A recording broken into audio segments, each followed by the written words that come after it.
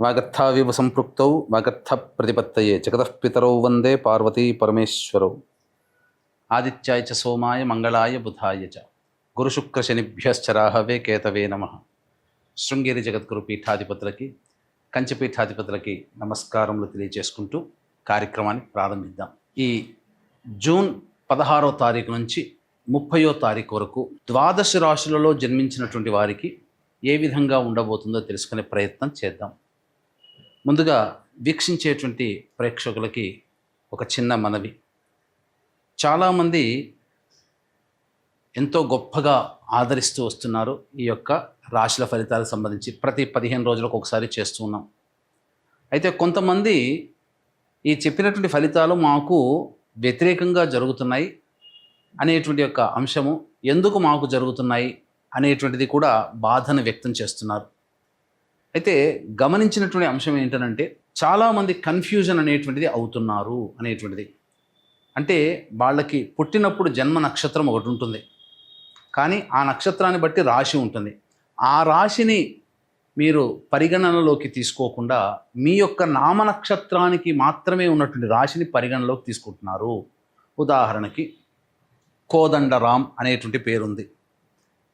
అది ఆ కోదండరాం అనేటువంటి యొక్క రాశి జన్మతః ఉన్నటువంటిది కుంభరాశి అని అనుకుందాం.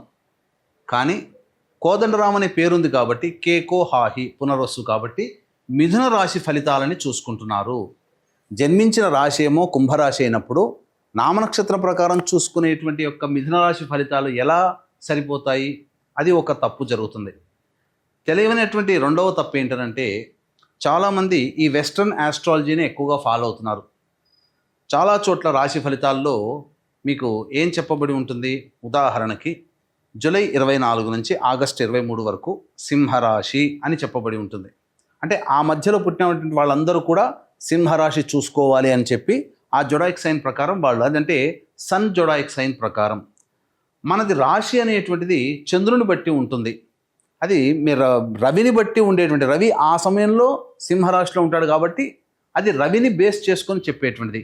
ఇక్కడ మనం చెప్పుకునేటువంటిది చంద్రుని బేస్ చేసుకునేటువంటిది కాబట్టి మీ యొక్క జన్మ నక్షత్రం ఏదైతే ఉంటుందో ఆ రాశి చూసుకోవాలి. ఆ ఒక నెలలో పుట్టిన వాళ్ళందరూ కూడా సింహరాశి అని అంటే అది అవాస్తవం కదా. కాబట్టి తెలిసి తెలియక అదొకటి ఈ విధంగా చేస్తున్నారు. ఎవరికి తెలియని వాళ్ళకి నామనక్షత్రమే అది చూసుకోవాలి. అందులో కూడా చాలామంది ఇప్పుడు శ్రీనివాస్ అంటే కుంభరాశి చూసుకుంటున్నారు, కానీ చూసుకోవాల్సింది తులారాశి. ఇలా అన్నమాట. కాబట్టి ఈ తేడాని, ఈ మార్పుల్ని మీరు గమనించుకొని అసలు సిసలైనటువంటి మీ రాశి ఏందో దాని ప్రకారం మీ జన్మ పత్రిక ప్రకారం ఉన్నటువంటి రాశిని చూసుకుంటే అప్పుడు మీకు ఫలితాలు కరెక్ట్గా 90% వరకు మీకు మ్యాచ్ అవుతాయి. మనం చెప్పుకునేటువంటిది దినచర్యలలో భాగంగా రోజువారీ కార్యక్రమంలో ఏ రోజు ఆదాయం ఖర్చు ఎలా ఉంటుంది, ఏ రోజు మానసిక పరిస్థితి మంచిగా లేదా ఆందోళనగా ఉంటుంది అనే విషయాల్ని మనం క్లుప్తంగా తెలియచేసుకుంటున్నాం. కాబట్టి ఇవి విషయాలు పరిగణలోకి తీసుకొని మన ఈ చెప్పబడేటువంటి రాశి ఫలితాలు మీరు ఆపాదించుకున్నట్లయితే 90% వరకు మీకు అవి సరిపోతాయి దినచర్యలో, రోజువారీ కార్యక్రమంలో. ఇక మనం వివరాల్లోకి వెళ్ళినట్లయితే 16వ తారీఖు నుంచి 30వ తారీఖు వరకు ఉన్నటువంటి గ్రహ సంచారం తెలుసుకుందాం. మీనరాశిలో శని సంచారం, అలాగే మేషరాశిలో శుక్రుడు మరియు రవి బుధ గురు యొక్క గ్రహ సంచారము మిథున రాశిలోకి, అలాగే 23వ తారీఖు నుంచి బుధుడు కర్కాటక రాశిలో ప్రవేశం చేస్తారు. అలాగే కుజుడు కేతు సింహరాశిలో మరియు రాహువు కుంభరాశిలో సంచారం జరుగుతుంది.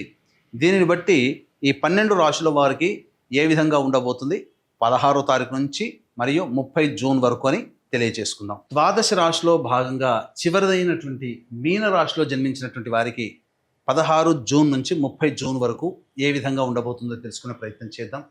ముఖ్యంగా రాశిలోనే శని యొక్క సంచార ప్రభావం, ప్రతి పని యందు కూడాను అలసత్వము, అజాగ్రత్త, అభద్రత, ముఖ్యంగా చెప్పాలంటే బద్ధకం, అన్ని తర్వాత చూసుకుందామనే ఆలోచనతోనే అంది వచ్చినటువంటి అవకాశాలని సద్వినియోగపరచుకోలేకపోతారు ఈ యొక్క మీనరాశిలో జన్మించినటువంటి వారు.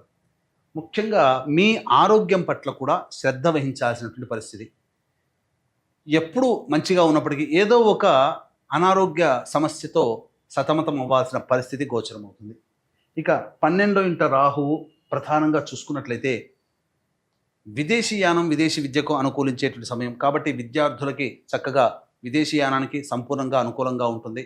ప్రయత్నం చేయండి. కోరుకున్నటువంటి ప్రదేశంలో యూనివర్సిటీలో మీకు ప్రవేశం లభిస్తుందని చెప్పవచ్చు.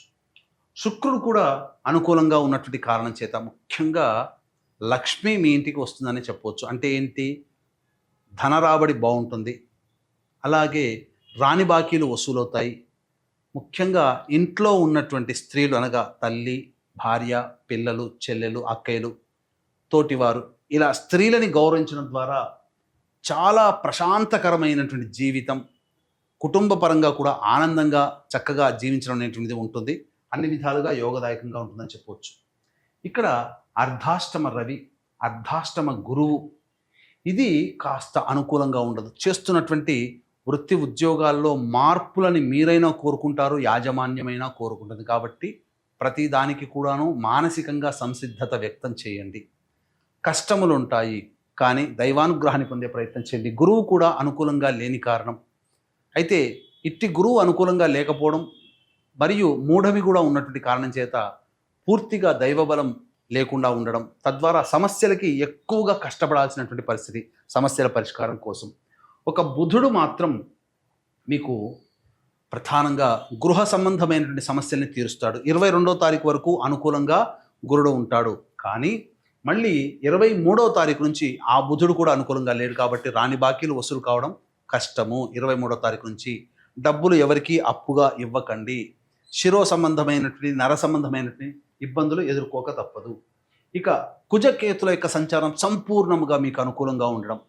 ఈ సమయంలో మీకు జరిగేటువంటి ఒక గొప్పది ఏంటంటే ప్రత్యర్థులపై మీరు విజయం పొందుతారు. ఒక రకంగా మీరు చేసేటువంటి ఏ ప్రయత్నం ఉంటుందో ఆ ప్రయత్నం మీరు శత్రువులుగా భావించాలి. ఆ సమస్యల్ని మాత్రమే శత్రువులుగా భావించాలి. ఆ సమస్యలపైన విజయ దుందుభి మీరు మ్రోగిస్తారు. కోర్టు సమస్యల్లో మీకు అనుకూలంగా తీర్పు వచ్చే అవకాశం ఉంటుంది.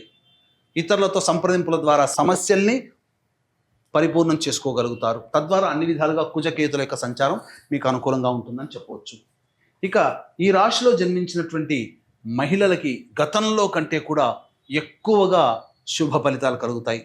కుటుంబ సభ్యుల యొక్క సహాయ సహకారాలు సంపూర్ణంగా ఉండడం, అన్ని విధాలుగా మిమ్మల్ని కాలు కింద పెట్టకుండా అన్ని సహాయ సహకారాలు మీకు జరుగుతాయి. ఏమాత్రం శారీరక శ్రమ ఉండకుండా ఉంటుంది. మానసిక ఒత్తిడి కూడా ఉండదు. ఇతరుల యొక్క సహాయ సహకారం ఉండడం ద్వారా మంచి విజయాన్ని పొందుతారని చెప్పవచ్చు. ధన రాబడి బాగుంటుంది. వృత్తి వ్యాపారాల్లో కూడా మీరు ఊహించిన దానికన్నా ఎక్కువగా ఉంటుంది. ఉద్యోగస్తులు అయితే చాలా చక్కగా ఉంటారు. ముఖ్యంగా ప్రభుత్వముతో పనిచేస్తున్నటువంటి మహిళలైతే, ప్రభుత్వ పరంగా ఆదాయాన్ని పొందుతున్న మహిళలకైతే అన్ని విధాలుగా విజయం పొందుతారు. అన్ని విధాలుగా చాలా బాగుంటుందని చెప్పవచ్చు. ఏ తర్వాత ఈ యొక్క మీనరాశిలో జన్మించినటువంటి వారికి సాధారణం కంటే ఎక్కువగానే శుభ ఫలితాలు. కాకపోతే రవి, గురువులు మరియు బుధగ్రహ సంచారం అనుకూలంగా లేదు. కాబట్టి దైవానుగ్రహాన్ని పొందే ప్రయత్నం చేయండి. ఈ యొక్క మీనరాశిలో జన్మించినటువంటి కాంట్రాక్టర్లు, బిల్డర్లు ఎవరైతే ఉంటారో ప్రభుత్వం నుంచి రావాల్సినటువంటి సొమ్ము వచ్చే అవకాశం ఉంటుంది. గురు మూఢము ఉన్నటువంటి కారణం చేత వివాహ ప్రయత్నాలు చేసుకోవచ్చు, కానీ వివాహ సంబంధాలు, నిశ్చయాలు, లగ్న పత్రికలు రాసుకోవడము, సంతానపరంగా సంతానం పొందడం కోసం చేసేటువంటి గర్భధారణ ప్రయత్నాలు చేసుకోకుండా ఉండడమే మేలనేటువంటి విషయాన్ని గమనించుకోవాలి. ఇక సంతానకారకుడైనటువంటి గురువు బలహీనంగా ఉన్నటువంటి కారణం చేత ప్రధానంగా గర్భవతులు ఎప్పటికప్పుడు వైద్యుల యొక్క సలహాలు, సూచనలు పాటిస్తూ మంచి వైద్యం తీసుకుంటే చాలా సేఫ్ సైడ్లో ఉంటారని చెప్పవచ్చు. ఇక 16 నుంచి 30వ తారీఖు వరకు దినచర్యలో భాగంగా రోజువారీ కార్యక్రమాల్లో ఏ విధంగా ఉండబోతున్నాయని తెలుసుకున్నందు వీక్షించేటువంటి ప్రేక్షకులకి గమనిక. ఈ యొక్క జూన్ 21వ తారీఖు రోజున ఏకాదశి మరియు అశ్విని నక్షత్రంతో కూడుకున్నటువంటి మహత్తరమైనటువంటి పుణ్యతిథి. ఇట్టి ఏకాదశి తిథి రోజున మీ జాతకరీత్యా కలుగు విద్య, వివాహ, ఉద్యోగ, దాంపత్య, అనారోగ్య సమస్యల నివారణకి మరియు మేష, మిథున, కర్కాటక, సింహ, కన్య, వృశ్చిక, ధనస్సు, కుంభమీన రాశుల్లో జన్మించినటువంటి వారికి శనిదోష పరిహారార్థమై సర్వదోష నివారణ పూజలు, హోమాలు అనేటువంటి జరిపించడం, మరీ ముఖ్యంగా నవగ్రహాలకి సంబంధించి సంపూర్ణ నవగ్రహ శాంతి మీ గోతనామాలతో జరిపించి శక్తిపాతము చేయబడినటువంటి శంకరుంగలి మాలని మీకు అందివ్వడం జరుగుతుంది. అవకాశం ఉన్నటువంటి వాళ్ళు కార్యక్రమ తదనంతరం కాంటాక్ట్ చేసి మీ గోత్రనామాలు నమోదు చేసుకోవచ్చు. ఇక చూసుకున్నట్లయితే 16వ తారీఖు రోజున అన్ని రంగాలలో ఉన్నటువంటి వారికి, వృత్తి ఉద్యోగ వ్యాపార అన్ని రంగాలలో ఉన్నటువంటి వారికి ఆదాయం చాలా చక్కగా ఉంటుంది. ఖర్చుకు మించినటువంటి ఆదాయం లభించడం ఆనందకరంగా ఉంటుంది. విందుల వినోదాల్లో సంతోషంగా ఉంటారని చెప్పవచ్చు. 17, 18 తారీఖుల్లో మానసికమైనటువంటి ప్రశాంతత లోపిస్తుంది. ఏ పని చేయాలన్నా ఆనందంగా ఉండరు. అనవసరమైనటువంటి ప్రయాణాలు చేయాల్సినటువంటిది, అనవసరంగా ఖర్చులు పెరుగుతాయి. ఏ పని యందు కూడాను ఆసక్తి ఉండదు అని చెప్పవచ్చు. ఒక వృధా కాలయాపన, ఒక జిగ్జాగ్ లాగా ఉంటుంది. అన్ని పనులలో కొన్ని ఆటంకాలు అనేటువంటివి ఉంటాయి కాబట్టి జాగ్రత్తలు పాటించండి. 19, 20వ తారీఖులో చూసుకున్నట్లయితే పెండింగ్లో ఉన్నటువంటి పనులను పూర్తి చేసుకుంటారు, సంతోషంగా ఉంటారు, ధనరాబడి బాగుంటుంది, విందుల వినోదాల్లో పాత మిత్రులతో కలిసి పంచుకుంటారని చెప్పవచ్చు. 21, 22వ తారీఖుల్లో మీ యొక్క కుటుంబ సభ్యులతో వాగ్వివాదాలు జరిగే అవకాశం ఉంటుంది. ధన నష్టము కూడా సూచిస్తుంది కాబట్టి జాగ్రత్తలు పాటించండి. సంతోషంగా ఉండడానికి ప్రయత్నం చేయండి. మనస్సు ప్రశాంతంగా ఉండదని గమనించాలి. 23, 24వ తారీఖులో కనుక చూసుకున్నట్లయితే ప్రధానంగా ఇతరుల యొక్క సహాయ సహకారాలతో మీ పనులన్నీ కూడాను పూర్తి చేసుకుంటారు. ధనరాబడి బాగుంటుంది. మీరు చేస్తున్నటువంటి పనులలో ఇతరులు మీకు పని పూర్తి చేసి పెట్టడం, తద్వారా చాలా సేఫ్ జోన్లో ఉంటారని చెప్పవచ్చు. ఆదాయానికి మించినటువంటి ఖర్చులు ఉన్నప్పటికీ కూడా అధిగమించగలుగుతారు. లోన్స్ కూడా శాంక్షన్ అవుతాయని చెప్పవచ్చు. 25, 26, 27, 28, 29 ఈ యొక్క రోజుల్లో 25, 26వ తారీఖుల్లో తల్లిగారి ఆరోగ్యం పట్ల శ్రద్ధ వహించాలి. ప్రభుత్వ పరముగా దండనలు వచ్చే అవకాశం ఉంది కాబట్టి వాహనాన్ని నడిపేటప్పుడు జాగ్రత్తలు పాటించాలి. అలాగే గృహ మరమ్మతులకి, వాహన మరమ్మతులకి ఖర్చులు అధికంగా ఉంటాయి, జాగ్రత్తగా ఉండండి. ఖర్చులు కూడా ఉంటాయని చెప్పవచ్చు. 27, 28, 29 తేదీల్లో ప్రశాంతత లోపిస్తుంది, వృధా కాలయాపన ఉంటుంది. మీ ఆరోగ్యం పట్ల శ్రద్ధ వహించాల్సినటువంటి పరిస్థితి. ఇక 30వ తారీఖు రోజున అన్ని విధాలుగా అన్ని రంగాలలో ఉన్నటువంటి వారికి విజయం సంప్రాప్తమవుతుంది. ఏదైతే మీరు కోరుకుంటారో 30వ తారీఖు రోజున దానికి సంబంధించినటువంటి శుభవార్తలు వింటారు. అలాగే ధనరాబడి బాగుంటుంది, ఖర్చుకు మించిన ఆదాయం లభించడం, తద్వారా అన్ని రకాల సమస్యల్ని పూర్తి చేసుకుంటారని చెప్పవచ్చు. ఏ తర్వాత చెప్పొచ్చేది ఏమిటంటే 17, 18, 27, 28, 29 ఈ తేదీల్లో జాగ్రత్తలు పాటించండి. ఇక ఇప్పుడు ఈ యొక్క మీనరాశి వారికి రోజువారీ కార్యక్రమాల్లో వచ్చేటువంటి సమస్యల పరిష్కారం కోసం ప్రతిరోజు కూడా నవగ్రహాల చుట్టూ శివాయ నమః అంటూ 27 ప్రదక్షిణలు చేసి ఈశ్వరుని దర్శించడం, అలాగే కాలభైరవాష్టకం, దత్త అష్టకం రోజుకి 3 సార్లు పఠించడం చేస్తున్నట్లయితే చాలా మటుకు సమస్యలు తగ్గుముఖం పడతాయి. ఇప్పుడు చెప్పినటువంటి సమస్యల కంటే కూడా ఇంకా మీరు ఎక్కువగా సమస్యలు ఎదుర్కొంటున్నట్లయితే దగ్గరలోని మంచి ఉపాసనాపరులైనటువంటి జ్యోతిష్యులని సంప్రదించి వారి సలహాలు సూచనలు కనుక పాటించినట్లయితే మరింత మెరుగైనటువంటి జీవితాన్ని పొందుతారని తెలియజేస్తూ సర్వం శ్రీ ఉమామహేశ్వర పరబ్రహ్మార్పణమస్తు.